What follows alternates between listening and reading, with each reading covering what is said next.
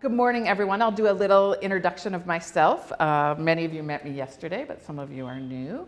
As Una said, I'm Linda Norris. I live in upstate New York in a tiny village, as it happens. So Riga is a big city to me. I work as an independent consultant to museums. So I work with lots of different museums, and I think of my work as working with museums to think about the intersection between the objects we have and the stories we tell and the communities we serve, our visitors, but also a broader definition of communities. So that means I do all kinds of things. Sometimes I develop exhibitions. Right now I have two exhibit projects I'm working on, one about the history of teenagers in a particular region in the second half of the 20th century, which is funny because that's also when I was a teenager, so I qualify. And it's a project that takes place in the town where I grew up, even funnier. Also an exhibit about speed skating for an Olympic museum in Lake Placid, New York. So that's part of what I do. I also work with historic houses, memorial museums, I think they're more often called here, about how to make the experience of visiting that house deeper and more meaningful. As it happens, I have two authors' houses I'm working with right now, the Harriet Beecher Stowe House, who wrote Uncle Tom's Cabin, the great American anti-slavery novel, and Nathaniel Hawthorne's house, another American writer. It's funny they're both writers, but it kind of happens that way. But I also do a lot of teaching and training and professional development. So I teach in an online master's program, and I taught a course last fall called International Experiments in Community Engagement, where my students worked with 5 museums around the world online, a great experiment. And I've also spent a great deal of time in Ukraine from 2009 to now. So that's a kind of another part of my life. As those of you who were here yesterday know, I'm not just going to talk all morning. You are going to do a little work. And I always want to begin the way I intend to go. I'd like you to turn to the person next to you and tell them about where in the US you would really like to visit. So just turn to the person next to you and talk about where you'd like to visit in the US, if there's anywhere.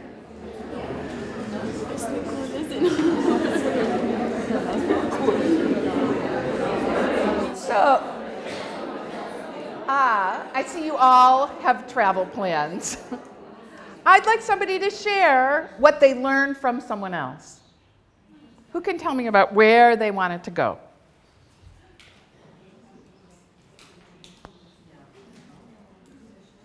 Anybody? You all wanted to go somewhere. So, I'll call on people. Yeah, so what did you learn?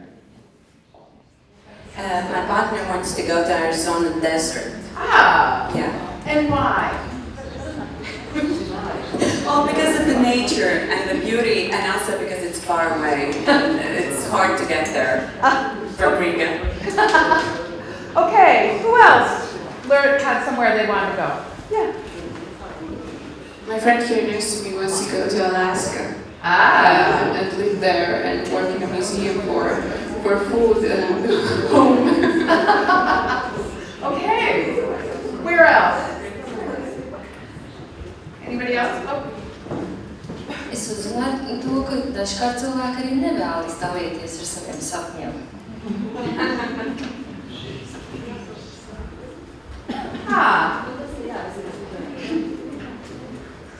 Dreams. Any other dreams? Okay. But it was great. It's one of the things I like best in doing a workshop or a presentation is that moment when it switches from all of you quiet and attentive, which I appreciate, to all of you sharing your ideas and perspectives. Because that's really what I believe, and I hope my time in Riga is about, is that all of us have things to share and to learn from each other. So I just got you started a little bit on your dreams. So the talk this morning, what I'm going to do is go through a group of slides that give kind of an overview of American museums, but I really want to leave a lot of time at the end for questions about, because the system itself is different than Latvian museums, And there are some particular issues I'm actually interested in hearing about, whether there are issues for your museums as well.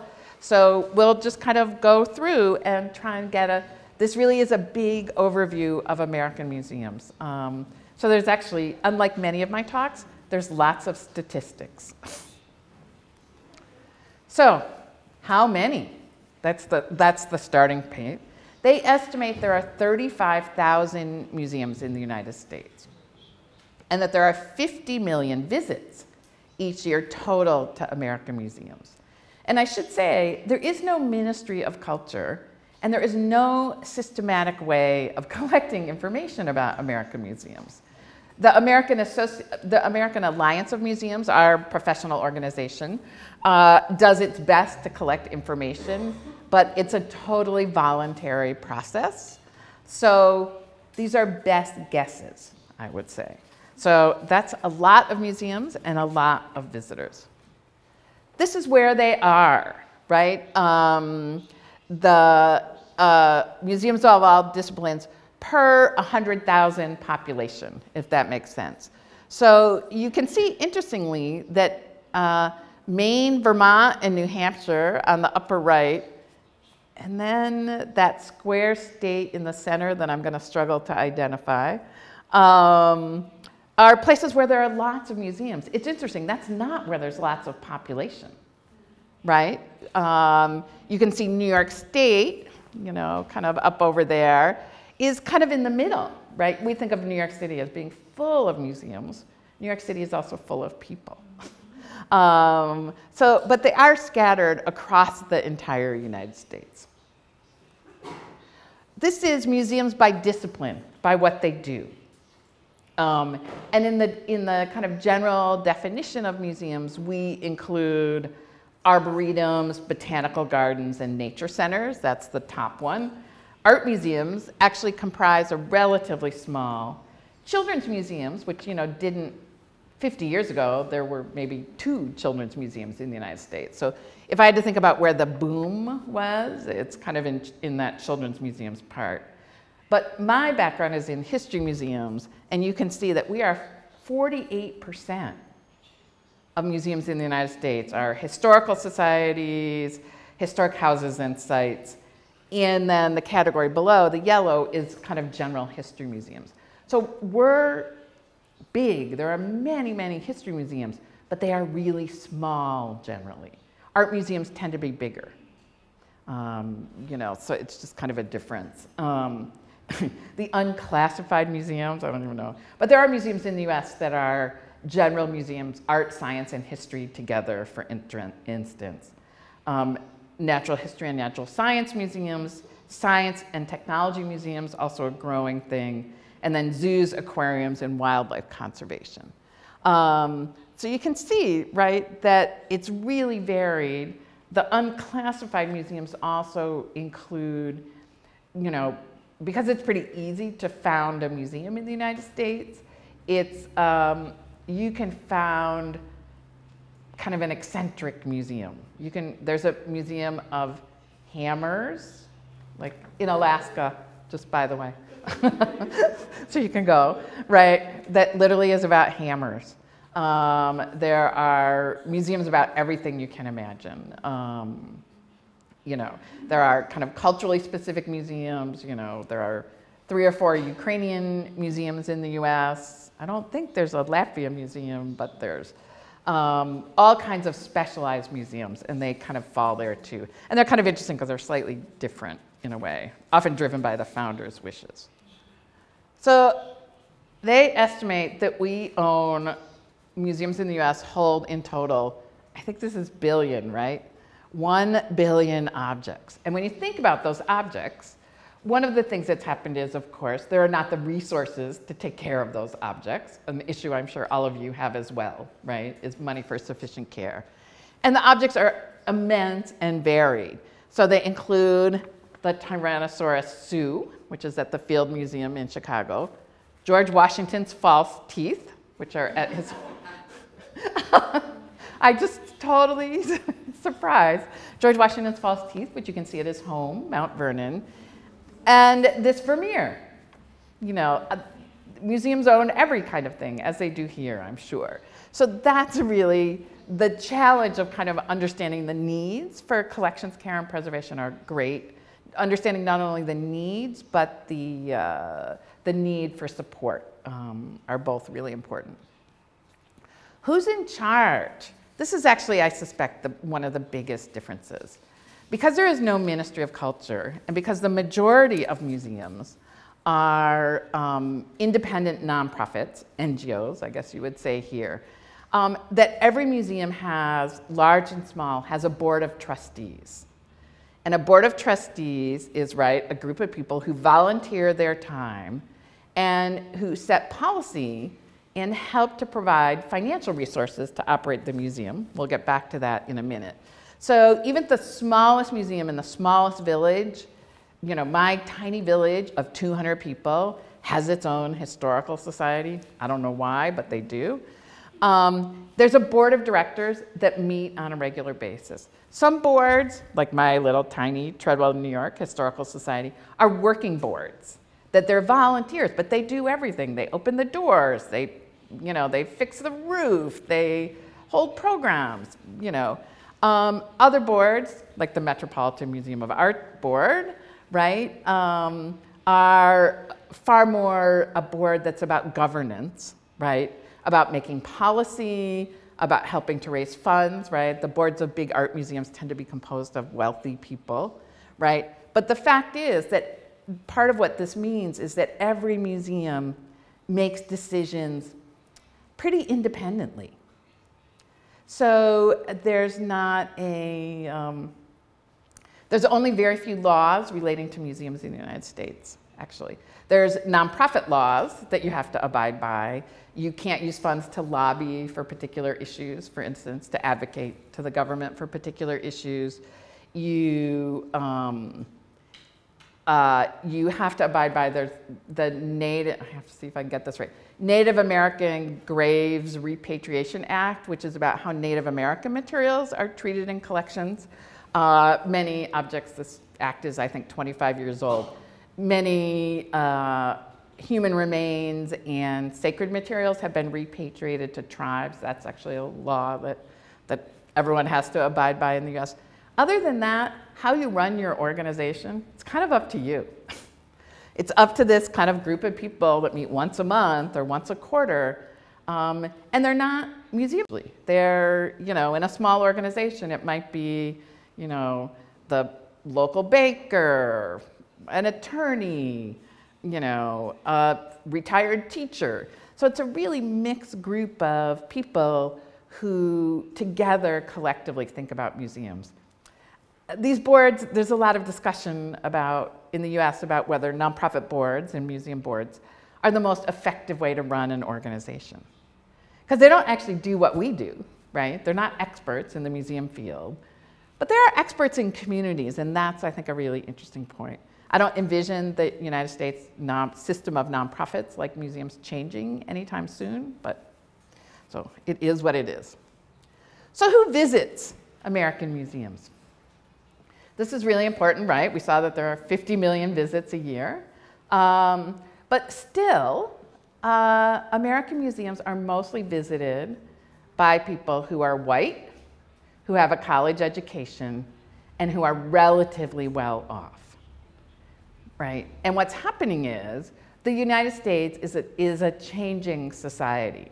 You know, it's estimated by 2038 or some number like that, 2050, that white Americans, we will no longer be a majority white nation, right? That there will be more people of more different backgrounds. So if museums continue to only appeal to white, well-educated, well-off people, their percentage of the pie is going to shrink. That audience is shrinking. So museums really have a, you know, a pretty significant challenge to think about how they're going to engage with different kinds of audiences. There's been some interesting new research done by a research firm called Reach Advisors and my friend and colleague, Susie Wilkening.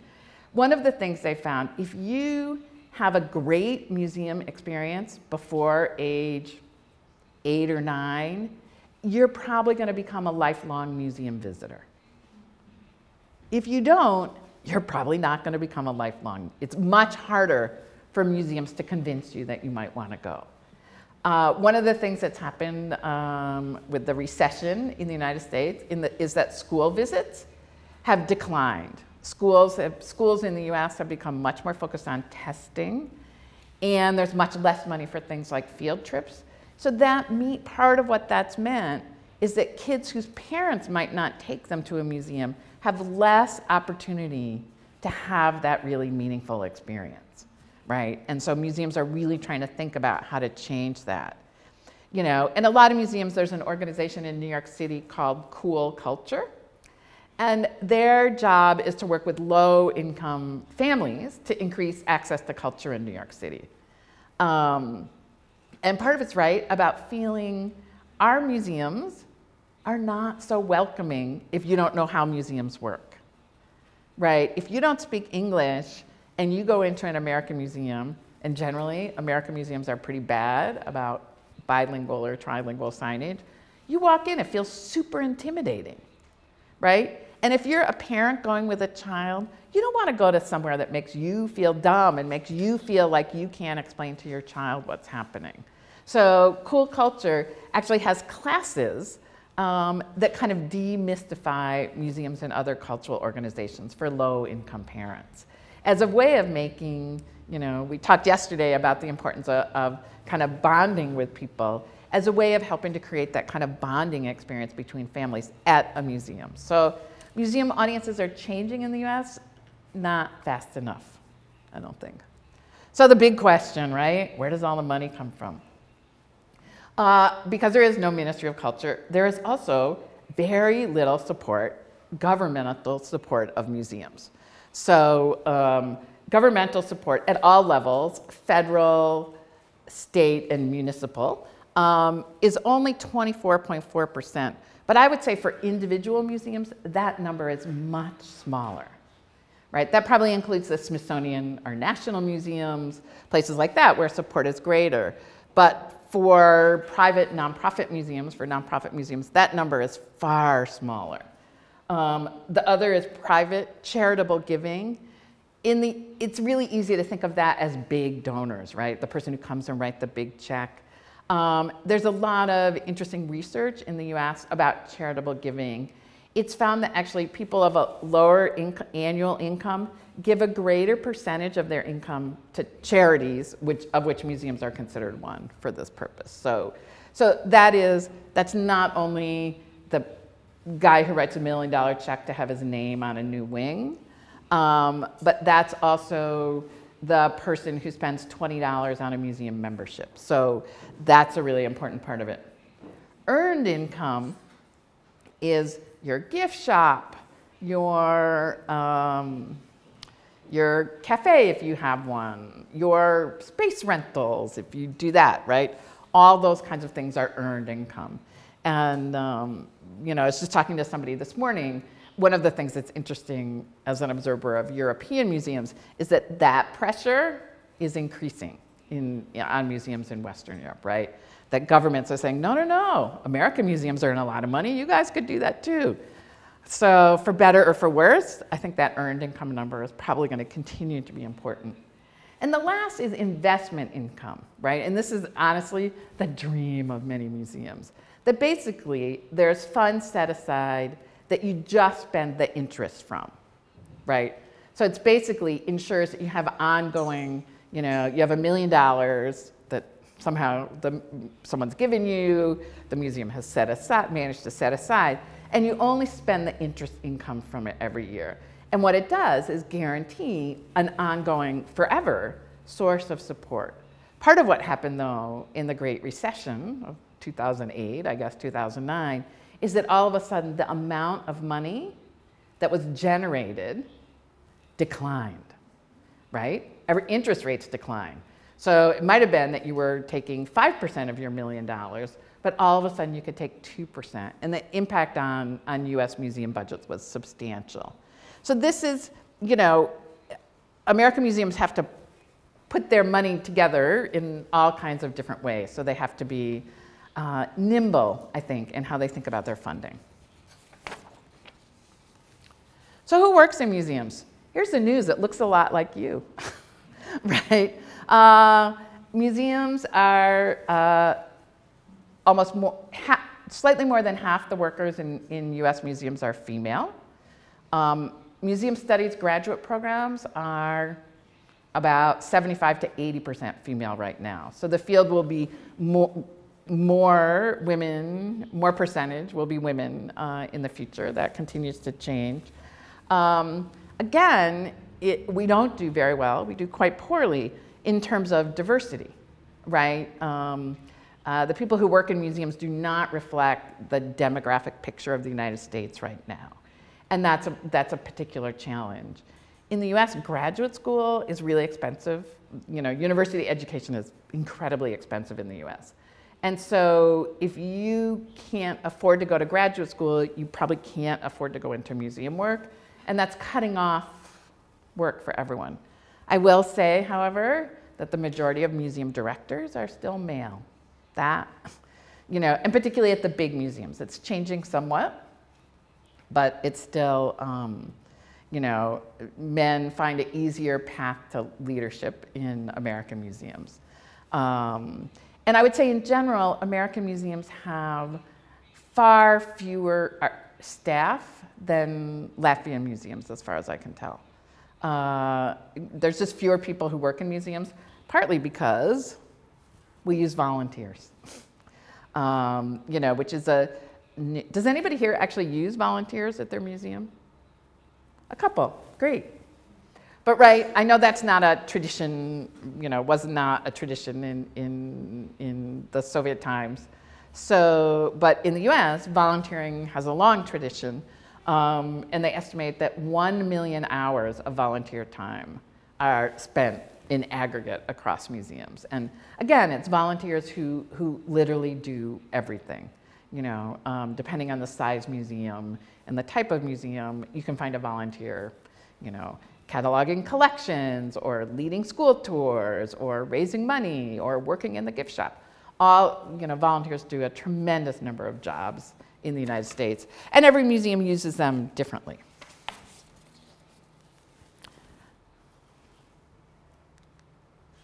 So part of it, how do we learn new things, right? That's an issue for all of us.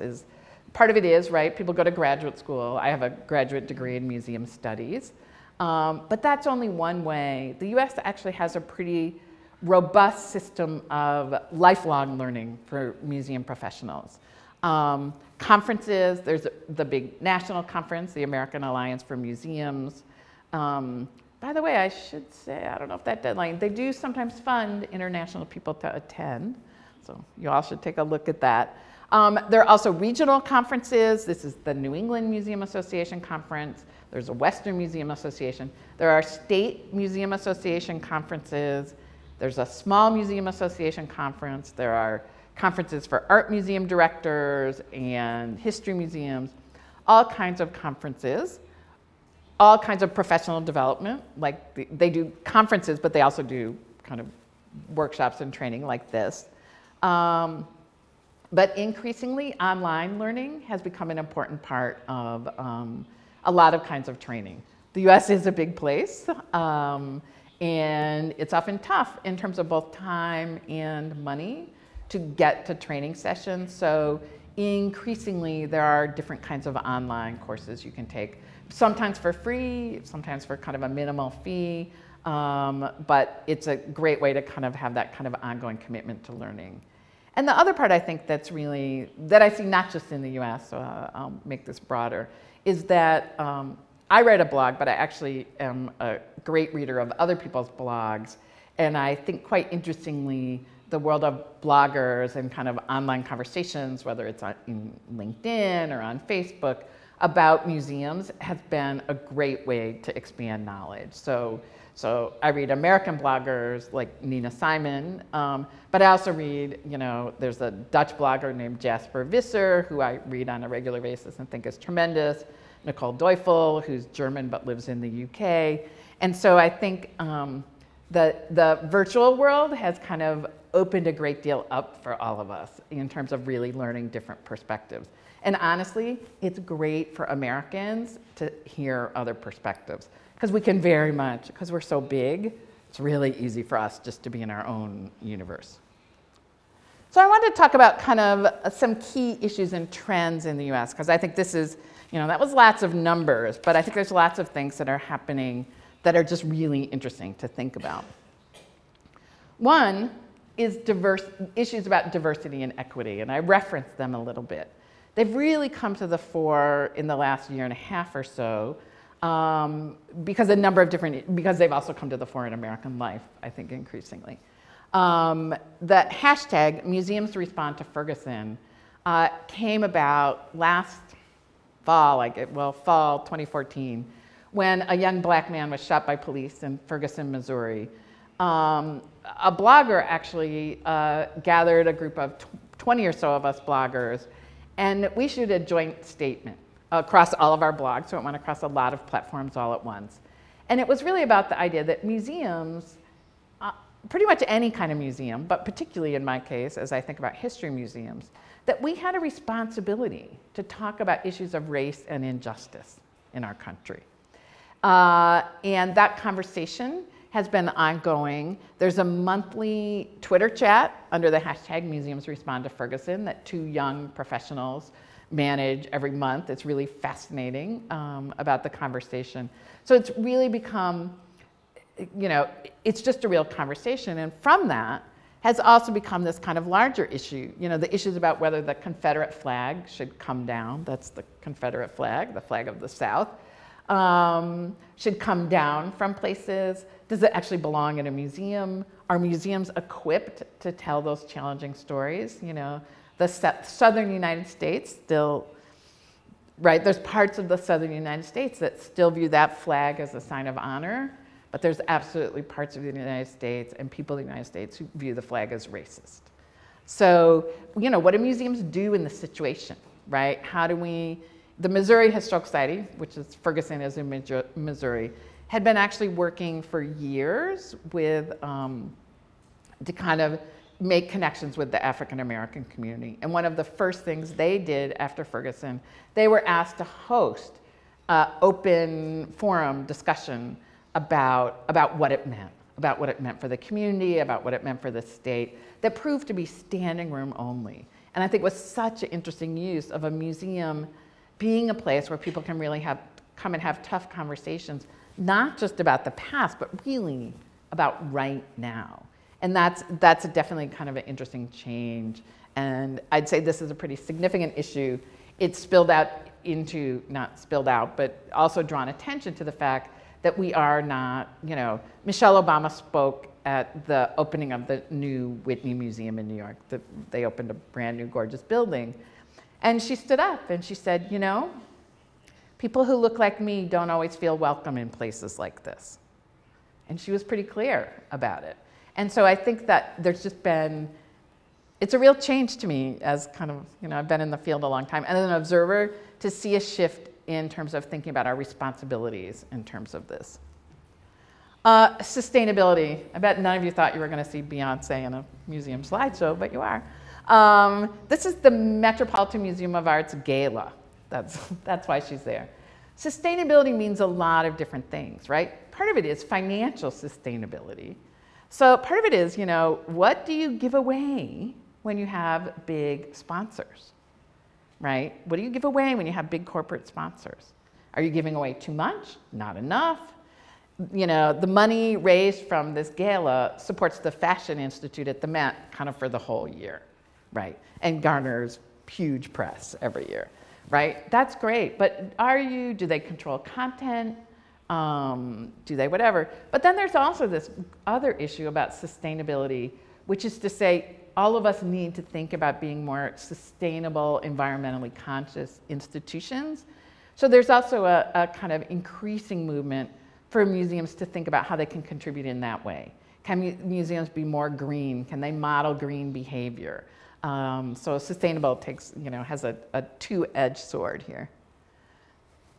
Wow, I'm looking at that word going, wow, I wonder what that is in English. Transparency. This is a poster outside the Museum of Natural History in New York. And it's of Bill Koch, who's a billionaire conservative activist who happened to serve on the board of the Museum of Natural History, of the board of directors. He also happens to be a climate change denier and has supported climate change denial in a pretty significant way. A group of artist activists decided they wanted to embark on a movement to try and force him off the board because climate change denial is not supported by science, and they thought he has no business being on a science museum board. They were pretty active. It's kind of interesting. And he said, oh, and the museum said, and you have to take the museum at their word on this, but they said, oh, he doesn't have influence on content, right? People always say donors don't influence content, but they do sometimes. They just do. Interestingly, he's just resigned from this board. So potentially the public pressure. But transparency is about all kinds of things. It's about, you know, the Guggenheim is opening, the Guggenheim Contemporary Art Museum is opening a branch in Abu Dhabi, Qatar, somewhere in the Middle East. And there's been a lot of debate about what workers are paid there, you know, and about is the Guggenheim participating in an inequitable system. Transparency also, you know, is the issue as you think about works of art with, that have come into American art museum collections with a somewhat sketchy provenance because of the Nazis, right? And so there have been a number of court cases, works have been returned to people, but you know, some museums have been really transparent. You can see in their databases, they've been very effective and concerned about returning works to Jewish heirs. Other museums have not so much. So I think in a way, transparency pervades every aspect of museum work.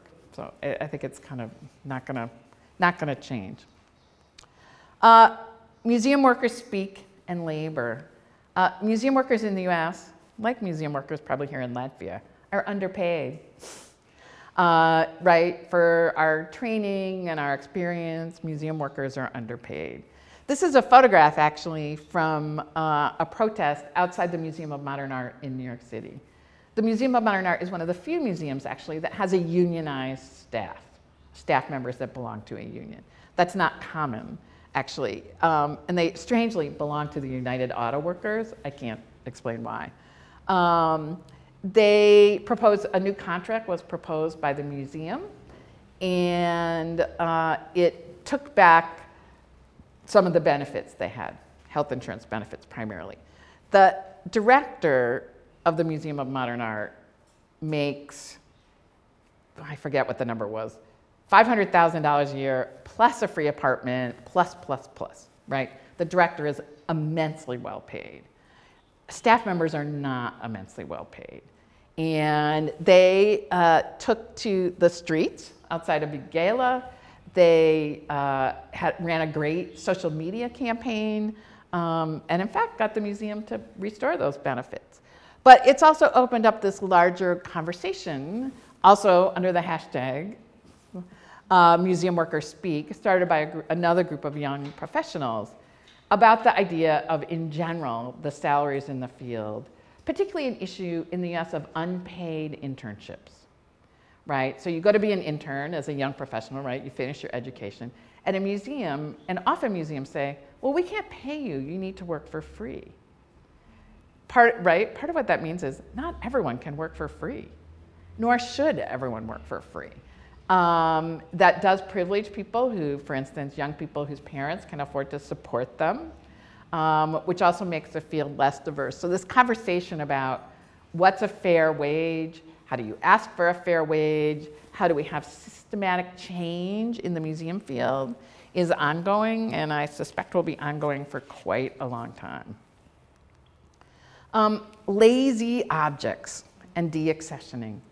The term lazy objects comes from a friend and colleague of mine who talks about objects that don't do any work. It's like, I feel like someone in the front has lazy objects. You've met them. Right, in a local history museum, for instance, right, which is where I started my career, I think about, the local history museums that have, 50 almost identical white petticoats, right, that you wear underneath the dress. You have 40 of them are in not very good condition, but you keep them all. You store them, you take care of them, they take up space, you have to insure them, right? But they're lazy. We don't know where they came from, because they often came into collections without any provenance. We don't know where they came from, we don't know who used them, we don't know much about them, but they are stuffing full our museums, right? It's a huge drain on resources. So, right, that's a problem. What do we do? And it also means sometimes that you can't collect new things that you don't have the space or the time, things that might be more meaningful to your community. Because of course collections, because of any collection process, reflects the interest of the people doing the collecting, right? We'd love to think we're neutral in that process, but we're not. And so, if there was a curator at a local historical society who loved, woodworking tools, that museum might have like so many woodworking tools, but nothing, for instance, that represents the work of women. And so our own biases absolutely come into play. And then you have these objects.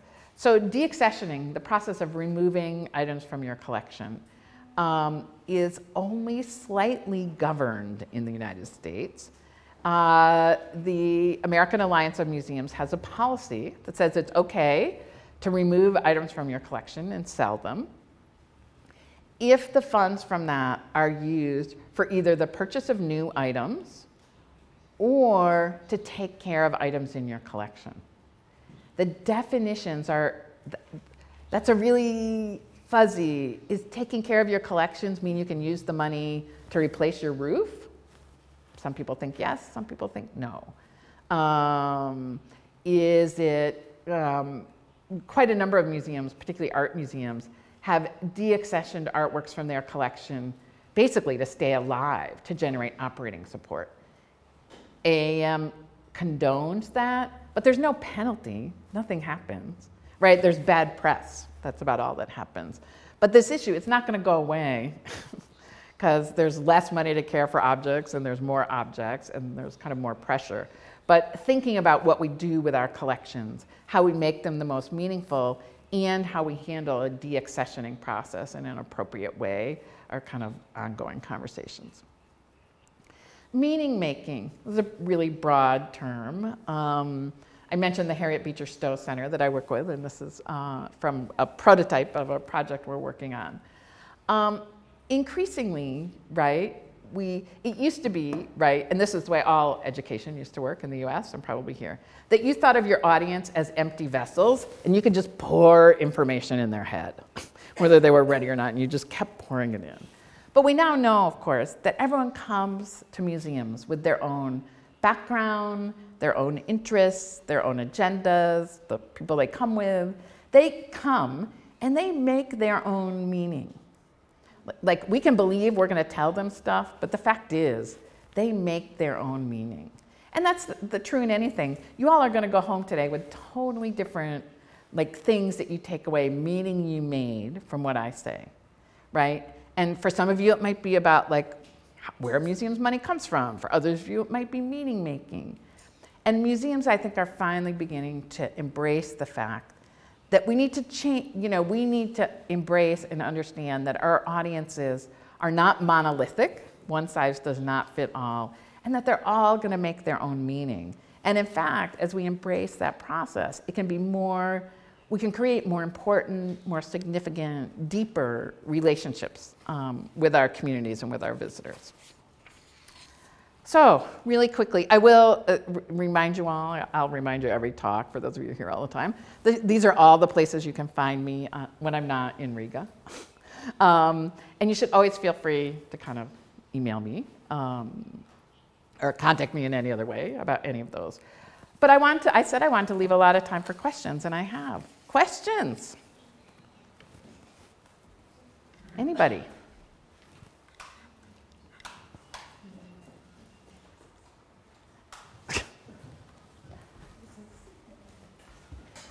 Oh, way in the back. Thank you so much for such an interesting story about American museums. And my question will be, can we speak about professional museums and museums as a hobby in America?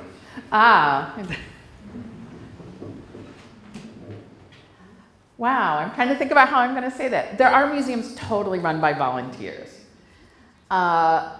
In general, the goal is to have all museums think about a certain set of standards, right, that you reach. So even hobby museums run by volunteers work towards professional standards. But the fact, of course, is that they can't meet them. They don't have the resources. So we actually don't distinguish them in that way. Well, we do, but we don't, right? We know when we visit. I know when I visit. But in kind of a professional way, actually, there's not a distinction, which is kind of interesting. There's some thought that there needs to be. So, other questions? Oh, I know you had questions. Great. I have a question about volunteers. What does it mean to be in volunteering museum? They are having some money from museum, from state, or absolutely nothing? Absolutely nothing. Sorry, was I loud enough there? Somebody else, yeah, question? Yes, I wanted to ask about the alliance of museums. Do they regulate, let's say, for example, what are the conditions for the collections, or are they just kind of uniting the museums under one roof, or is there any organization who's kind of setting standards, like the museum standards that we should abide? So AAM, the Alliance of Museums, does set standards, and they do have something called accreditation, right? That you go through a process, people actually come visit you. Okay, there are 35,000 museums in the United States. Less than 1,000 are accredited. So AAM is not effective. So there are standards, but they are entirely voluntary. And that's, I think, a big difference. And that's a huge challenge, right? Because people don't, the accreditation standards are really high, but there's also no benefit to being accredited, right? It doesn't get you more grant money. It doesn't, from my perspective, I don't see a great benefit. So a lot of museums who would qualify just don't bother to do it. But yeah, the standards, so there are those standards, but they're I guess voluntary. That's the only way to describe them. And that is definitely the challenge of American museum work. Other questions? You mentioned that one of the things that's important for a museum is you serve the community. And of course in America you have much longer tradition of volunteers and people being socially involved and all that we often lack here. So what would be your good examples in America and American museums of museums serving communities or going through change, and finding new ways how you find the visitors from different groups that hadn't visited your museum beforehand? So I think there's lots of great examples actually in American museums, and I would say the biggest place it starts, and we had this conversation last night, is to actually think about who you're not serving. Go wherever those people are and talk to them, right? Because you're never going to find them at your museum if they don't go. They're not the people you can find in your galleries. So if your goal is to involve teenagers, go, for my teenage project that I'm working on, I went to schools and I talked to teenagers about what they wanted, right? And then in the next phase of the project, we'll work with them again. So it's kind of a long process, So and I think there are lots of different examples. Some museums have chosen projects, for instance, the Levine Museum of the New South, which is a museum in North Carolina, has just opened a new exhibit about Latino immigrants to South Carolina. They worked with community groups from the very start in planning the exhibit. All the exhibit labels are bilingual, you know, so you have to do every part of it. And I think you also can't do it that you're like some museums do. I mean, here's an example. History museums will do an exhibit during Black History Month, which is February. And then they'll never do anything about Black history again, only February.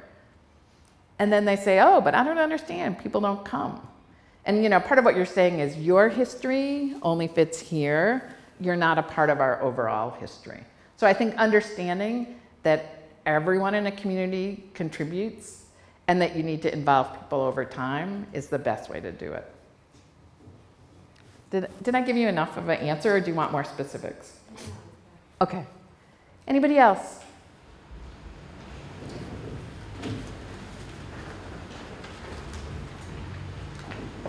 I will try in Latvian. Thank you. Sure. Es gribēju pajautāt, tur, kur jums bija tas tie dati par muzeju nozarēm. Mums Latvijā ir diezgan tāda sava daļa muzeja, kas ir veltīti personībām, rakstniekiem, māksliniekiem, mūziķiem, tam līdzīgi. Kā ir ar šādu veidu muzejiem Amerikā? Varbūt kā viņi atšķiras no citiem un kā ir ar cilvēku iesaistīšanu un tam līdzīgi. Varbūt ir kāds veiksmes stāsts saistībā ar šādu veidu muzejiem. A really interesting question. I actually think in this part of the world, there are more museums devoted to performer musicians or writers. They tend in the US to be in the places where they lived. So Harriet Beecher Stowe's house, or you know, in Queens, New York, in New York City, you can visit Louis Armstrong's house. We also, so they attract visitors in the, you know, kind of in the same way. And they attract people who have an interest in houses, but they also attract people who are, for whom it is kind of a pilgrimage, right, in that kind of way. But the kind of museum that we have that doesn't seem to exist here very much, we have many, every president, whether they're good or bad, has a museum, right? In some cases has more than one museum. You know, Theodore Roosevelt, you know, has a museum of his birthplace, has the house where he lived, and then has an entirely separate place in a whole nother city where he was sworn in as president. So the kind of political, you know, there are museums about all of, I would suspect that most of the signers of the Declaration of Independence have a place for them. So we, I think somehow Americans are less interested in art and literature and more interested in political history, I think. Other questions? I just recently visited the United States and I was in New York City, and for my surprise I wasn't at the Met, and when I was supposed to pay the ticket, they said, you know what, you can actually choose how much you want to pay for the ticket. It actually made me really surprised because, well, I was surprised with that $25 already had ready, but now I was asked how much to pay. I think that is one of the things actually how museums also try to attract those societies or audiences with lower income, for example. But my question actually was about membership programs and about how do you think, is that the issue of the society ready, like the society is ready, or traditions that come? Because in Latvia, for example, it's quite hard to find the really volunteering sponsorship, because then you have to find other benefits or something to give towards them. Otherwise, they're not ready to, I mean, talking about businesses involving into sporting museums. So I think you had about 3 questions. I'll do my, no, I'll do my best to kind of, trying to listen to them. So sponsorships are often different than memberships, right? So businesses do want something in return when they're a sponsor. Often what they want is publicity, right? They want their logo on your big banner out in front of your museum. They want to appear in your advertisements, you know, so that you know, even small businesses want that. And that's a pretty fair trade-off, it seems to me. Memberships, there's some new research actually going on. People used to think people became members because they wanted benefits. They wanted free admission, they wanted discounts in the gift shop. But a couple things are happening. One, the reasons people join are different at different times, right? If you're a regular museum user, you often become a member because it's cheaper. You get free admission for a year. So, you know, maybe you join the Children's Museum because you and your kids love to go. And if you go once a month, it's totally worth being a member. Lots of people, however, become members who never ever even go to the museum. It's always kind of funny to me. But they value having a museum in their community, right? It's a civic responsibility in a way. So that kind of membership, you know, so some people want benefits, they want their free tote bag, whatever it is they want. But other people just value what it is. But it is true that Americans, you know, I have to say, so I'll tell a story from Ukraine. You know, when I first went to Ukraine in 2009, like, no one ever volunteered for anything, right? There was no history of volunteering, no culture about it. And I have to say, one of the results of Maidan, because I've been back twice since then, is, you know, I was at a museum and there was a bake sale, right, where people contributed baked goods that people bought to benefit wounded soldiers. I had never, ever seen that kind of volunteer work. And it represents kind of a huge shift in Ukrainian culture about what they think is happening. So I think those shifts are happening everywhere. I'm sure they're happening here in Latvia in ways I just haven't seen yet. So yeah, it is a culture though. Americans are, you know, the fire department in my tiny community is all volunteer. So when there's a fire, when the fire siren goes off in the middle of the night, I can hear my neighbors who, you know, work as electricians or farmers or whatever, getting up in the middle of the night to go put out someone's fire. So the volunteering tradition is really strong in the US, probably stronger than anywhere else, I think. Other questions?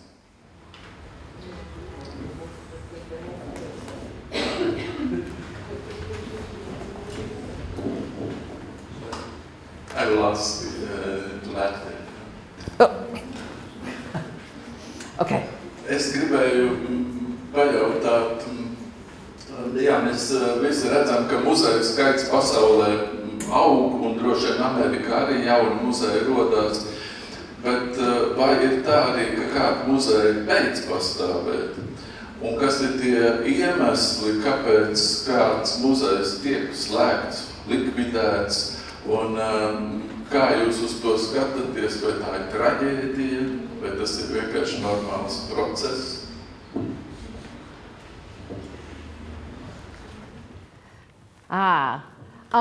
Museums do close in the US. I would say the reason museums close is that they are no longer financially sustainable, right? That for whatever reason, the money to operate them doesn't exist anymore. And that could be for a lot of reasons, right? It might have been a museum that had one single big supporter who decides not to support. It might have been a museum who just couldn't generate enough interest among people, among audiences, among sponsors. I actually think it might not be a bad idea if more museums went out of business. A couple years ago, I heard at an AAM conference, Swedish museums, I think, I want to think I'm right here, have gone through a process of consolidation, right? So that there's fewer museums, but working more effectively. That's possible to do in a place where the government says, you will be merging. Nobody in the US says that. So the process of museums deciding to go out of business or to merge, which I actually think is in some ways the better answer. You know, why my town of 200 people needs its own kind of museum, in quotation marks I would call it. It doesn't. Why can't it be a museum one town over and one town over? But everyone seems to want their own little territory. There's not enough resources to go around. So I think some museums could probably close and no one would miss them. And I think other museums could merge and be much more effective in what they do, you know, or to share services, right? Some museums have figured out ways to share, you know, say a museum educator works part-time at one museum and part-time at another. Increasingly, museums are beginning to look at shared collection storage, possibly off-site, because there's not enough space. But if, you know, museums in a community work together, then they can have great climate-controlled space that is useful to a lot of museums. So I think it is a natural part of life, but I think one friend of mine described museums, particularly small museums, as cockroaches, because, you know, cockroaches have outlived all of us. Right? They're some of the oldest things on the planet and they'll never die. Small museums are like that. Other questions? Yeah. Maybe it's not so much of a question, but I just wanted to ask you to maybe elaborate a bit on the social responsibility of museums that you were talking about. So do all museums, well, should all museums be socially responsible, or in what ways, and how, and also why? Okay, a really big question. So I'll give you my personal perspective, right? I'll speak for me now. I think all museums should be socially responsible, because the fact is we exist as public benefit institutions, right? We exist for the public. We don't exist for the works of art themselves, right? We don't exist just for us, museum staff. Whether it's through payments from the government or in the US, museums tax exempt status, right? We don't pay taxes as an organization. It's kind of the way American museums are organized. We're a public benefit. So we need to be responsible to that public. And that can take a lot of definitions, right? For a long time, museums thought opening our doors was enough public benefit, right? It was like, oh, we open our doors, people can come see things, that's enough. But I think that's not enough anymore, right? I think we have responsibilities, and they can take all, but the answers to that are going to reside with every museum. But I think we have responsibilities, and we have the ability to make the places we live better. Right, and that might be all kinds of things. That might mean, you know, helping low-income students with literacy and with an understanding that they have a place in the world. You know, the Museum of Fine Arts in Boston, for instance, which is a big, comprehensive art museum. A couple years ago, I went, and they had a new kind of media tour. And you know, it's one of those museums like the Met. It's like $25 to get in. It's expensive. But on the media tour, they had an interview with a member of their board of trustees who was an African-American lawyer. And it came because you got to that video clip when you're standing in front of kind of an iconic American painting called Watson and the Shark. It's a big, you probably could Google image it right now, but it's a big painting. But it's an 18th century painting that shows an African-American man captaining a boat, right? That's what's happening there. But in the interview, this guy, who's now a lawyer, but who grew up in a low-income family in Boston, said, when I came to this museum, I understood this was the first time I'd ever seen a black man in charge of anything. So in some ways, right, even our artworks can be socially responsible. They can open up, that opened up something for that boy when he saw it, that helped to lead him somewhere. So that's, on one tiny level, that's socially responsible to me. But it's also socially responsible to think that we need to be places where tough conversations can happen, where we can talk about, you know, racism in our museums, where we can, think about things that bring people together. So I do think we all have a responsibility, but the way that happens is different everywhere. Did I get to your answer? Okay, somebody else. I wanted to ask, those two systems for the running of museums, let's say the one in the States, when kind of museums are much more independently run, and there's not really like a strong hand on top of it. But then another system like here and in Western Europe, that they're much more state controlled, and that the state in a way can oversee better this kind of the whole situation, and does anyone need to merge with another museum and so on. What would be your reflection, like which is there a better way how to do it, or what the benefits from one type of running museums and what's what other? So I think I'll probably sound really American in my answer. I think there's something really valuable about the independence of American museums, right? I think it can foster a particular kind of creativity. That said, however, it would be fabulous, right, if more governmental resources were devoted to museums. And in some ways, to have standards now in American museums is, right? It's like someone says, you have to have standards, but we're not going to give you any money to help meet them.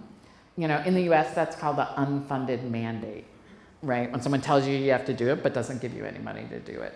So if there were more money, I think to help museums achieve those standards, I think that would be great.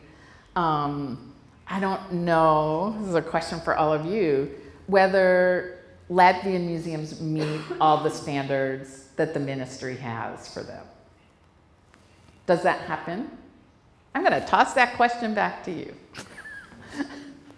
I'm going to put someone else on the spot. Speaking about standards, yes, we have standards and we have this museum accreditation system, but this is not the system America has. It's more like the museum registration system, for example, UK or other European countries. This is stories about minimum standards. Okay. To get public resources, to get money from state or from local authority, state museum or museum run by local authority have to demonstrate, to convince that they meet these minimum standards, and money we give those museums, it's worth to give them. This is this difference, and this is a story about this minimum standards. This system is obligatory for state museums, for local authority museums, for private museums. It's an open system. And we invite them to meet these standards, to be accredited. It means state-recognized museum, and in a case when a private museum is state-recognized museum, then state can support the work of the museum, give money for different purposes. Okay, good. So useful to know. So maybe it's an awkward question, but since there's this difference between the state-funded museum and the private museum, what is your reflection of if you're just striving to get visitors to come and you have to get more popular, or a museum have to be prettified or dumbed down in a way?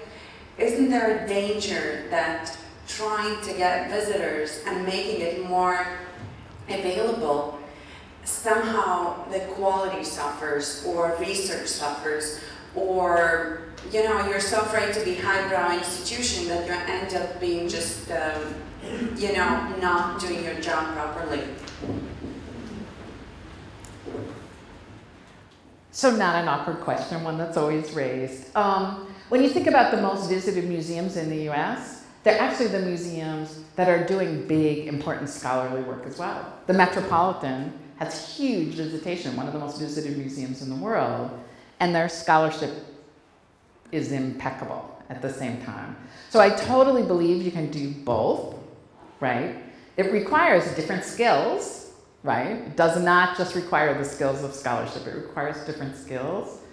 And the only thing I'll take issue in your question, I don't believe making a museum more popular, more attractive to visitors, has to be dumbing it down, right? I think that's, and I'm sorry to disagree with you, but, right, I think that's what we worry about, right? It's gonna dumb it down. Visitors show their willingness to take on difficult issues. You know, hugely popular exhibit at the Museum of Modern Art that just closed was a show, a very serious show about Picasso's sculpture. It was so popular. They were open till midnight a couple nights, right before it closed. So I think when we do our job really well, we have really great content, and but we make it accessible. We don't make it dumbed down, but we make it accessible. So I think there's, and honestly, right, you could argue that big publicly supported museums, the British Museum, for instance, does both serious scholarly shows and really popular shows. You know, we can do both, and I think we have to do both, whether we're publicly supported or not. So I should also talk a little bit, I didn't talk at all about the system of, much of the governmental support that comes is actually through grants, right? So very few, no federal money really goes for general operating support for museums. So the kind of 3, maybe 4 agencies that support museums in some way on a federal level, on a national level. Basically, it's a grant writing process. So you have to write a grant, you have to have a project, you have to write a grant every year, you have to compete with all your fellow museums who choose to apply that year and hope you get the money. The hard part about that system, it leads to some really interesting innovative projects. It's really hard to make projects sustainable when you're always having to look for that next kind of step. And I would say that's for museums that have a more stable level of governmental funding, that seems an incredible luxury to me. Other questions? Yeah. This time I wanted to ask about the collections. As I said, that there are 1 billion of items in the museums in the United States. Is there some kind of database or centralized system, or just kind of every museum runs like separately, and there's for researchers, for example, there is no kind of possibility to find out that what I'm looking for, it's in that museum, that museum, that museum, or it's just kind of researcher needs to look at each museum's collection independently. I mean, the good news about online databases has meant more possibilities. But there is no standard system for cataloging museum objects in the United States. Every museum can make up their own mind. I have in fact been in museums, hobby museums, I would describe them, where they started with the number 1 and they just kept going, right? So there's not, you know, in the US, an object numbering system is, you know, the year, and then the item within the year, and then the number of items, you know, there's the system. So there's a generally accepted system. There is, for historical collections, increasingly in use is a single database system. You know, it's a commercial database system, but more and more history museums use it, so it's familiar. And they use nomenclature. Right, and there's actually a big book and now an online thing. So am I wearing a sweater, a vest, a top, right? Even the definitions are, you know, still coming to. But there's not if I want to know about all those 50 white petticoats, I have to talk to 50 different museums about what they are. So yeah, there's not a unified system. Nice as it would be, but there's not yet. And there's not even, Europeana, that website, is what a great resource. And I just long for the day somehow when Americans get to that. Other questions?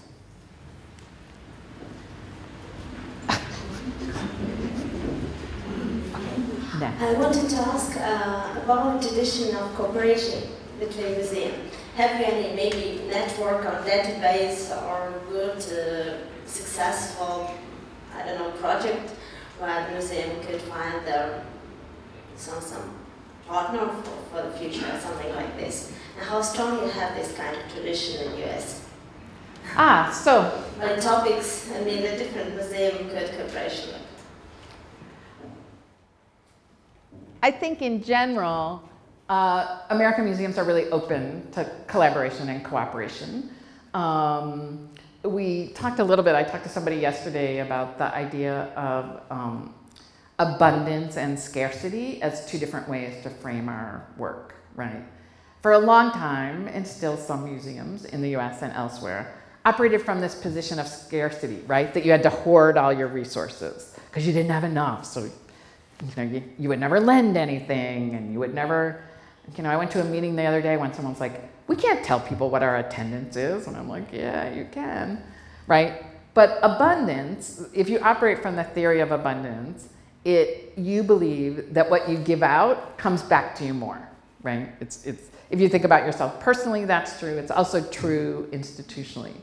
So museums collaborate in all kinds of different ways, right? There are joint tickets, right? Some museums you can buy, a ticket that gives you admission to a group of museums in a particular region.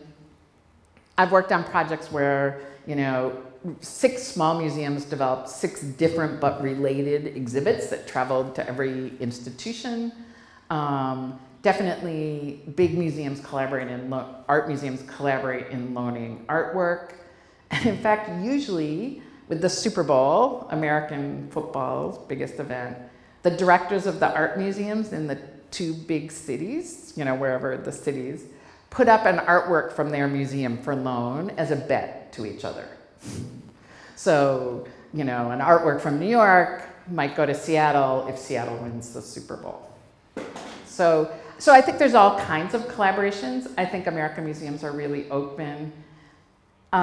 Increasingly, could be more, but increasingly, American museums are also understanding that there's opportunities for international collaborations.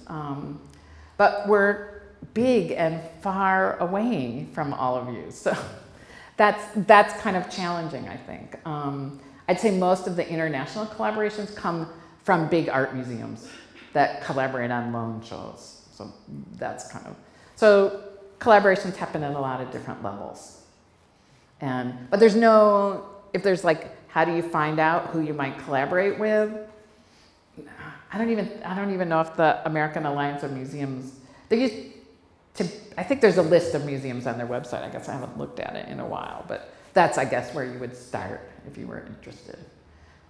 And I will also say to all of you, if there's specific knowledge you want to know about specific museums in the US, or about what specific organizations like AAM do, or accreditation, or film museums in the US, about what they do that might be different, please, that's why my email and contact information are up here, because I view one really important part of my time here in Latvia is to make connections. So you shouldn't hesitate to ask me for those while I'm here, and definitely when I go home as well. Una, you have a question.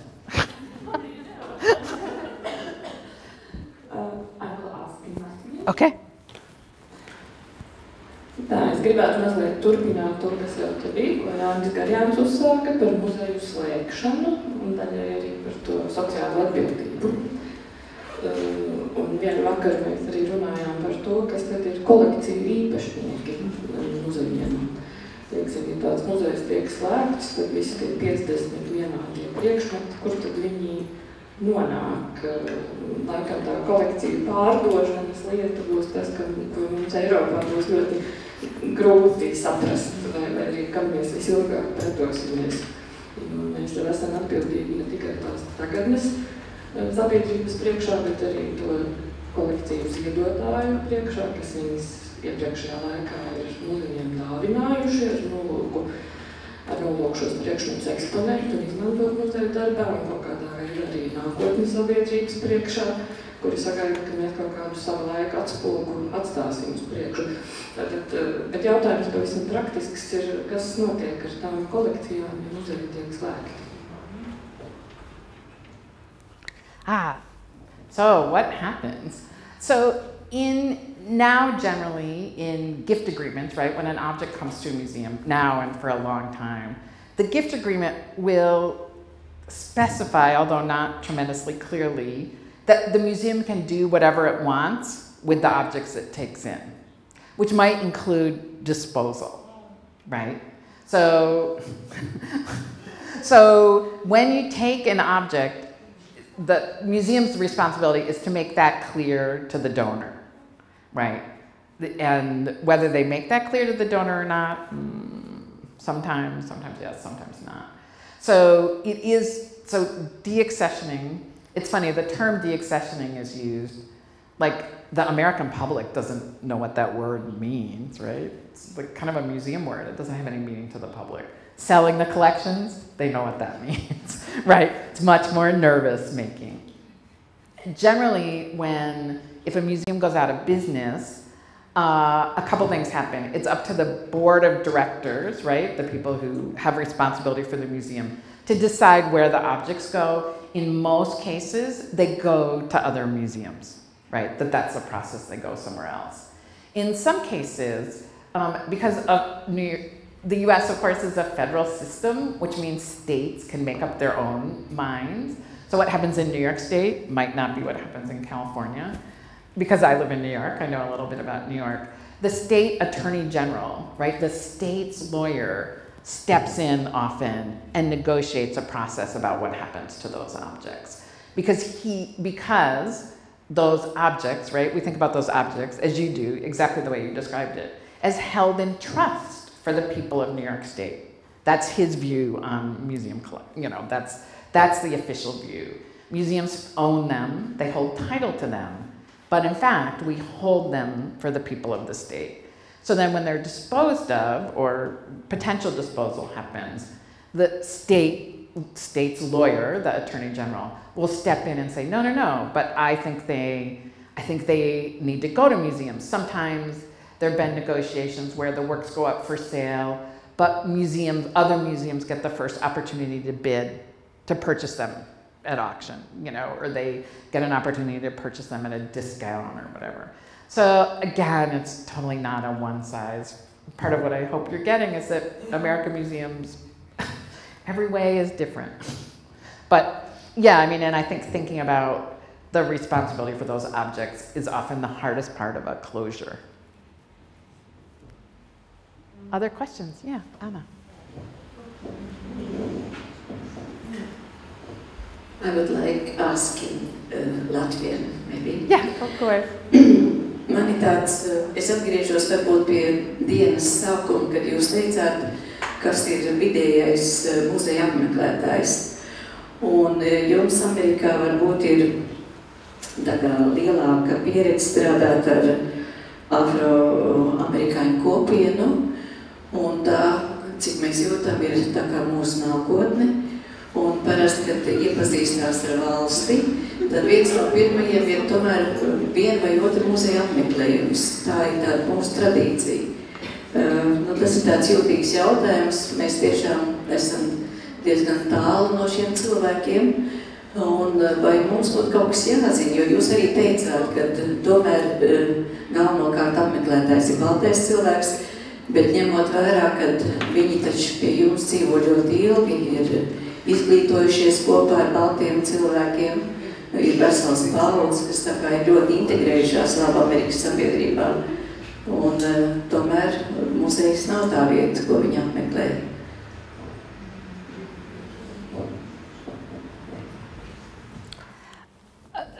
I think, right, a couple different things. There's lots, I'll try and kind of reflect on those.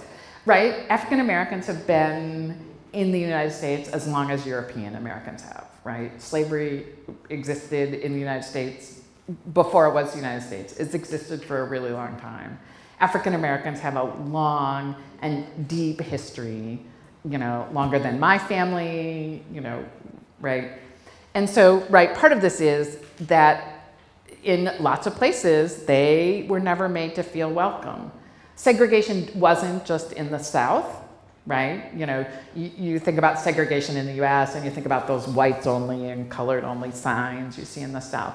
That was absolutely a part of American life, but kind of, how to describe it? De facto segregation, right? Segregation that doesn't exist in law, but exists in practice, was true, right? So there are, you know, when Michelle Obama talks about that she didn't always feel welcome in places, that's true.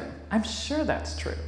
And so I think understanding that, and in America, right, it's not just, diversity is not just black and white now in the United States, if it ever was. I don't think it ever was. Diversity also includes a growing, you know, populations from Mexico and Central and South America, huge and growing, particularly on the West Coast, Asian American population, as well as immigrants from everywhere, as well as Latvians and Ukrainians and Irish and, you know, people from Africa, all, right? America really is, I don't know if we're a melting pot, but we're definitely from a lot of different places.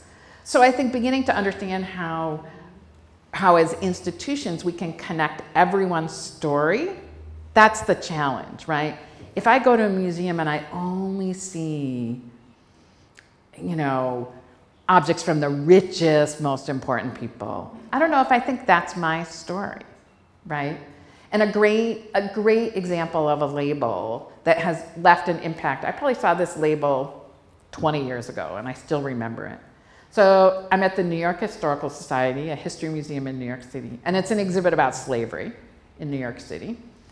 And I come to a case of beautiful 18th century furniture and silver, right? It's shiny and it's beautiful and it's high style, right? And in a way, right, it's what you expect to see in a museum. But then the label says, every object in this case was made or cleaned by slaves. That, right, that shift, that opening up of a story is, I think, kind of the issue. And I think it's really interesting to think about the future of Europe in terms of how you think about new communities, right? I think that's an immense, scary, and exciting at the same time challenge for all of you that is going to become more important. But I also totally believe that museums can be leaders in the process of having those newcomers become a part of the community. So it's a challenge, but I know you can do it. Other questions? Yeah, Anna. I have a question. Your presentation last issue was about meaning making museums. So museums have to embrace the meanings that society produce, and what in American museums is the tradition of collecting this feedback from the society about the museums, about their needs in museums, what they want to see. So collecting feedback has become actually, I'd say, a much more important part of American museum work. Partly funders, right, governmental funders want to know that we're, right, if you think about governmental money as an investment, you know, that they want to know not only that you meet standards, but that you produce a public benefit, right? So being able to demonstrate that is a really important part of it. So museum evaluation is a growing kind of subset of museum work. And that collecting that feedback actually comes in a couple different places. Front-end evaluation is when you first have an idea about a project and you go talk to people, right? You might talk to people in different ways. You might have a talkback board in your lobby, that's like, we're thinking about doing an exhibit about amber, right? Because we're sitting here. What is it you'd like to know, right? It's really open-ended. You're just beginning to think about what the public thinks, you know. But then there's formative evaluation, right? Where you're pretty far deep into your process about thinking about it, but you're using conversations with visitors or potential audiences to help you shape what you do better. So this is like a really funny example.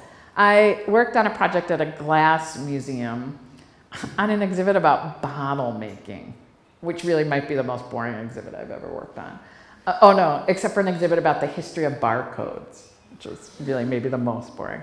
It was really interesting in its own way. But the bottle exhibit, right, we wanted to see what people thought. This museum, big glass museum, had an old exhibit about bottle making, and they wanted to rethink it. So what we did was write new labels. The curators wrote new labels and selected new photographs and objects to go with it. And then we invited different groups in to actually look at that. We set them up just in a meeting room like this. We printed them out and put them up. And what happened was really interesting. So one group were scientists, people who understood about glass, right? And they had some technical quibbles, right? Because they already know how you make bottles. These are glass guys. They knew how you did that. And then we had a general public audience, and they had some quibbles. But then we had an audience of kids who came in, our little focus group of children. And what was so interesting, we had chosen a photograph of kids working in glass factories, because we thought, oh, kids, they'll like a photograph of kids. That was our assumption, right? Okay, the kids were so interested. When they were asked to pick out the most boring thing, it was that photo. And then we were so depressed. Right? Like, but then we said, what really interests you? And they said, oh, we like this diagram of what the parts of a bottle are called. And I'm like, really? And they said, yeah, it's like a person. It has a neck and it has shoulders. Okay, I would have never, I would have put that picture of that kid up and I would have made it big and I would have thought, kids love it, if we hadn't asked for feedback then. And sometimes it's really practical feedback like that, right? But other times it's more conceptual feedback, right? You know, about what stories are telling, what's difficult to tell, right? So that, and then there's summative evaluation, which is that evaluation you do at the end, right? It's what we think about evaluation. It's what you get to do when you leave here today about my talk, right? So I think museums have become much better at that process, and we do it in more different ways. So sometimes we do it, the least effective way is the survey that you leave at the front desk and go, oh, would you fill that out? Because part of what we know, if you ever read any TripAdvisor review, is that the people who voluntarily fill things out love you or hate you. There's only two kinds, really. The people who are in the middle, which is about 80% of the people, they don't respond, but they're the people you can learn a lot from. How do you make those people who had an okay experience have a great experience, right? That's really interesting. So surveys left at the desk just to fill out, the least effective. Someone standing there doing surveys, pretty effective. Thinking about ways to do surveys that aren't surveys, also really interesting. I worked at a children's museum a really long time ago in my career, and one of the things we did was ask kids at the end of a visit to draw a picture, a floor plan of the museum. Because what happens is we do, and I think adults do this too, draw bigger the things that were the most meaningful to us, right? And so when you think some part of the exhibit is really great and like no one ever draws it, it's maybe not great. Post-it, right? Post-it notes, talkback boards, all kinds of things. But also increasingly online surveys.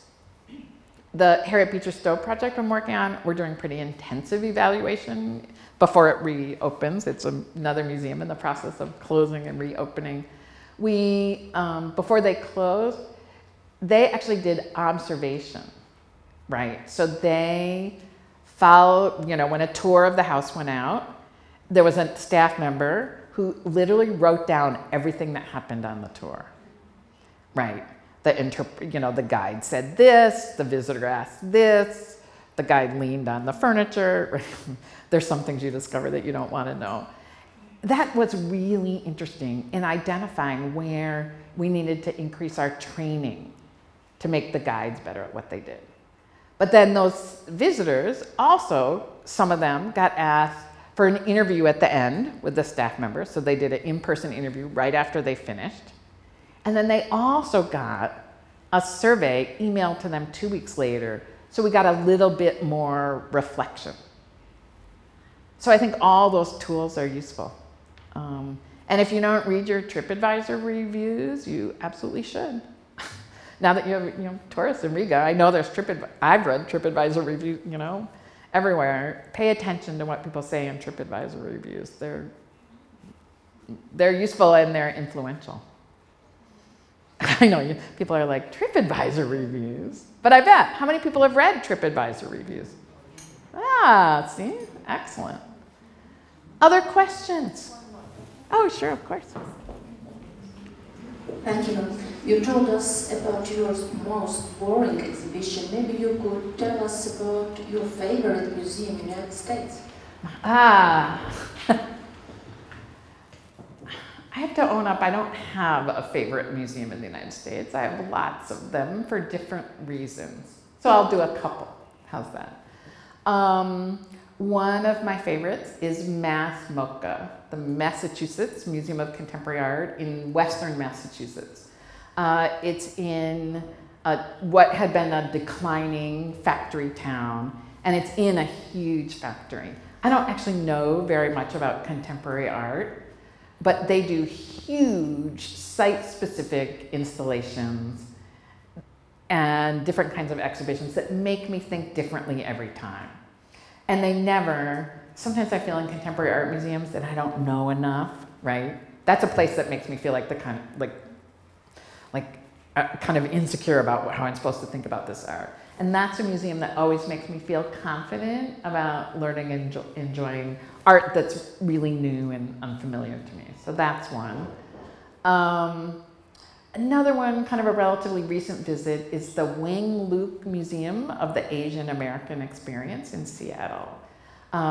Wing Luke was started as a community-based organization, and it tells the story of,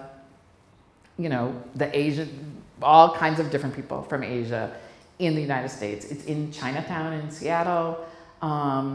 They really work really closely with their community. For those of you who were here yesterday, the image I showed of the Cambodian, little Cambodian exhibit came from there.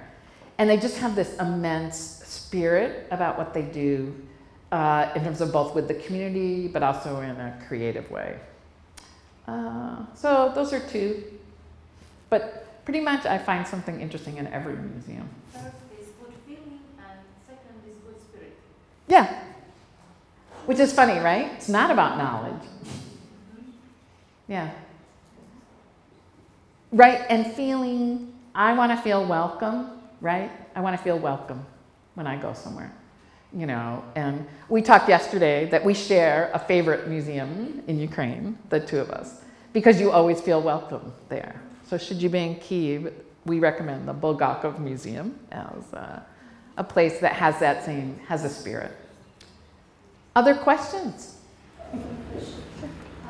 Thank you.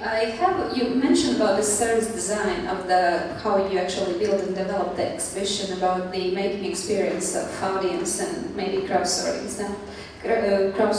some opinions about how to better move around the museum. Do you have an experience about a signage, about how better to move the crowd across the building? Or, for example, also in an open-air museum at the Storm King, I think it's one of the great examples that I've been, and I found it really interesting that you can actually walk through, you can take a bike and bike through it, and also you can actually have these different spots and you can see this open air and the sculptures like making different landscape samples also. So about the service design.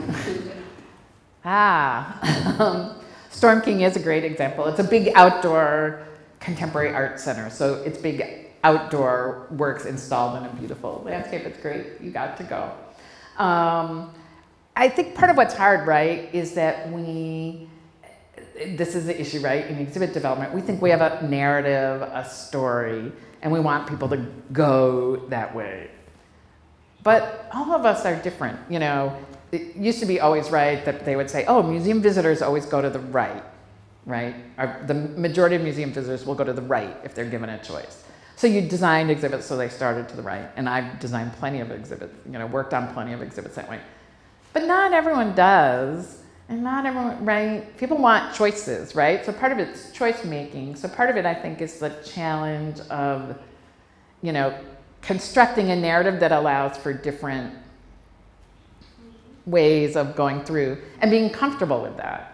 And sometimes it's been really interesting, right? I've seen some great examples where you have to make a choice going into the exhibit, you know, to go one particular way. The Smithsonian did an exhibit about Mars, and there were two turnstiles. One said, would you go to Mars? And the other said, I would never go to Mars. And you had to choose which one you would go, and there was a counter so you could see how many people had chosen which. But then when you left, you had to do the same thing to exit. So they also got an idea about whether they had, it's a different kind of evaluation. I have to say, in signage, I think experimentation is everything. You know, they say, you know, landscape architects say that you should never put a path anywhere, you know, pave a path until whatever it is, a park or a, you know, a college campus or whatever, has been open for a while, so you see how people use it, you know. And so, right, I think part of it is trying to think about that kind of signage, you know. And so, yeah, is it, you know, I noticed the signs here, right, it's a chronological exhibition, so you want to go in chronological order. Although I think yesterday when I got my tour, we didn't, because I had more questions. So, yeah, I think experimentation is everything. There's a great website called Exhibit Files, and I should say, I was thinking last night, provide you with try and do a list of everything I mentioned so that then it can be shared. So help me remember all the things I say, oh, you should look at. Exhibit Files, and I think it just says exhibitfiles.org, is anyone can join. It's a free site where people do both exhibit reviews and exhibit case studies. Mostly of science exhibits, although not exclusively. It started with science museums. So people will go to an exhibit and do a review about how it worked in kind of a museological and content sense. But there's also internal case studies, which are a nice way to understand what worked and what didn't from an internal perspective. So you might find that pretty useful. And there's a great Facebook group called Museum Text. Maria Vlachu, who's Portuguese, so many of the posts are in Portuguese, but not all of them, posts examples of great and horrible museum signage. I'm always interested in what she has up. And I should say, you can also, I didn't say this, I have a Pinterest board. I don't know if any of you use Pinterest. Yeah. I have a Pinterest board where I put museum stuff up. The same name? Yeah, yeah. You'll notice it's all museum stuff. In America, you have a great tradition of the lifelong education. You have all these people that come and show off their lectures, apart from schools. So I guess you've visited many museums that do that. My question is about minorities. That was the one question we talked about here. And the major question is, why should we care about history of Belarusians in Latvia, Jews, Gypsies, you know, all kinds of minorities, because this mainstream narrative is so strong and so kind of influential. So what are the best examples you've seen in America that has much longer experience with that? To involve people, you know, it's not like people going to South Carolina Museum that belong to that minority and that's important for them. What are the ways to involve, let's say, mainstream public to go and get involved in these minority stories and learn about their history? So you're asking the other... Yes. That's a great question, actually, right? Because we need both parts to really have understanding, right? And there's quite a number of museums in the US that I think have done really interesting work. Some of them have taken the story and present it in a broader way. 2 years ago, I visited the National Civil and Human Rights Museum in Atlanta, right? Which springs from the place of, where the civil rights movement was important in the 1960s, but broadens it out to human rights. And it's really a place, right, where we gain a greater understanding. Another great example is at the Smithsonian, at our National History Museum. I was there a couple years ago, I was in Washington and I was just there, went to the museum, and I see chairs set up for a program, right? But in a really public, kind of in a hallway almost, in a big hallway. And I think, oh, what's gonna happen here? And the object at the front is a series of 4 stools from the lunch counter where the sit-ins happened in Greensboro, North Carolina. They're now a part of that museum's collection.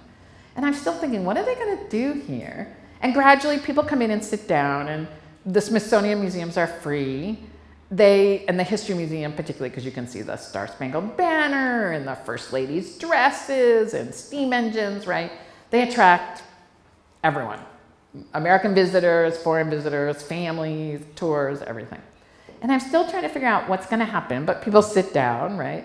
And then all of a sudden, down the hallway comes a young African-American interpreter, museum worker, carrying a protest sign and singing a 1960s protest song. And he comes to the front, comes down and comes to the front, right? And the audience is sitting there. And he's in character, right? He's a first-person interpreter. It's like it's the 1960s. And he says, so, I'm so glad you've come to the nonviolent training tonight. And all of a sudden, we are the audience. And he teaches this audience of like 90% white people about nonviolent resistance. Some people in the audience actually volunteer to go and sit in reproduction. They won't let you sit in the real thing. Stools and be the sit-in protesters.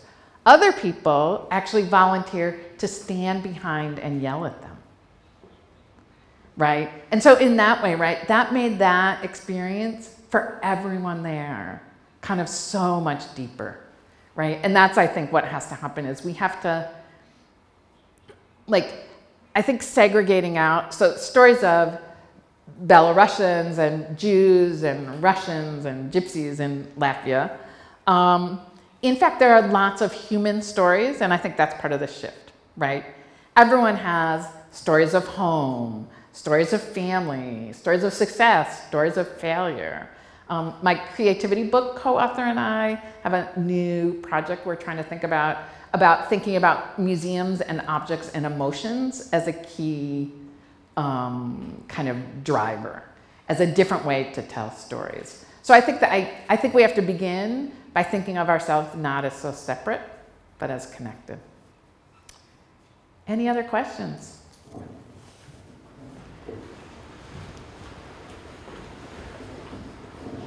Hi, I would like to ask you, how would you suggest to attract visitors to museums that deal with very local visitors, exactly, to museums that deal with very tragic history? And, well, of course, whenever I work for the KGB museum, so whenever foreigners come, of course, they find this part of history very, well, actually kind of exotic, but many of the locals tend to turn away.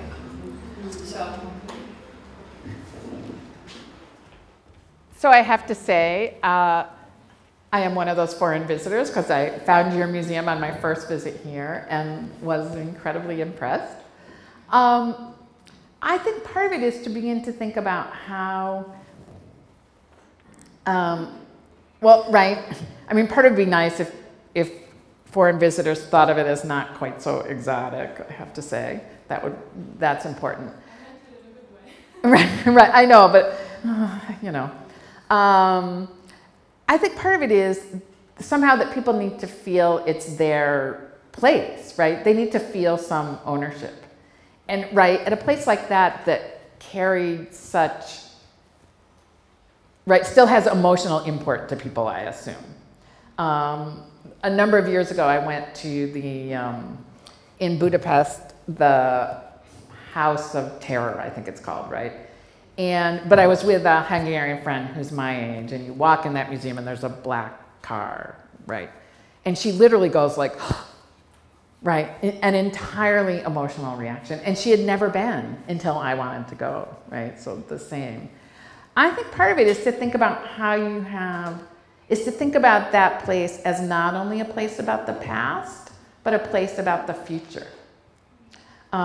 We talked a little bit yesterday when I was doing the tour here. The International Coalition of Historic Sites of Conscience, which is an organization you should know, the KGB Museum should totally know about if you don't already, they use a lot of dialogue-based programming, the idea of bringing people together in conversation to think about social justice and human rights. They work with a definition of truths that comes from the United Nations Truth and Reconciliation Commission. You know, comes out of the efforts in South Africa. And they talk about the 4 truths. And I think what happens is museums, we get stuck in some of these. So the first truth, right, is a forensic truth. That building was used as KGB headquarters, right? There's lots of other forensic truths there, but that's one. But then there's a personal, lived truth, right? And that every single one of your local visitors has that. Right? They have some, you know, just yesterday when we're touring in the room with the Prime Minister and the Stalin picture downstairs here, we had a really interesting discussion that some people come in and really it's like, oh, he wasn't so bad and whatever. So, right, there's personal truths, right? But then there's a social truth, right? And those social truths often change over time. So a social truth, you know, might be that everything about the Soviet Union was bad, right? Or it could be that, you know, it could be that the Civil War, the United States Civil War was fought about economic issues, right? Or whatever. Those are truths that societies come to, but often those truths aren't necessarily, you know, societies believe what they believe, right? And that changes over time, right? But then the final truth, which is I think the one programmatically that would be really interesting for you to try and get to, is a reconciliatory truth, or a truth that really allows us as a group, as people, to think about never again, right? And so by holding dialogue-based programs, you know, you begin to reveal those personal truths, but hopefully then get to the never again part about what is it we can learn from this? How can we be different as people? You know, and so I think that thinking about programs that take that arc and think about that might be an interesting thing for you to do. Because I have to say, those exhibits from a year and a half ago, they don't appear in my slideshows here, but they appear in a lot of other slideshows I do, because they were great and important, I think. It's like noon. At first I thought, oh, you guys are going to have no questions, but apparently not. It was great. So one final question, observation? Okay, that's it. I will see some of you, all of you, back at 1 o'clock. I will be back here at 1 o'clock. Thank you all.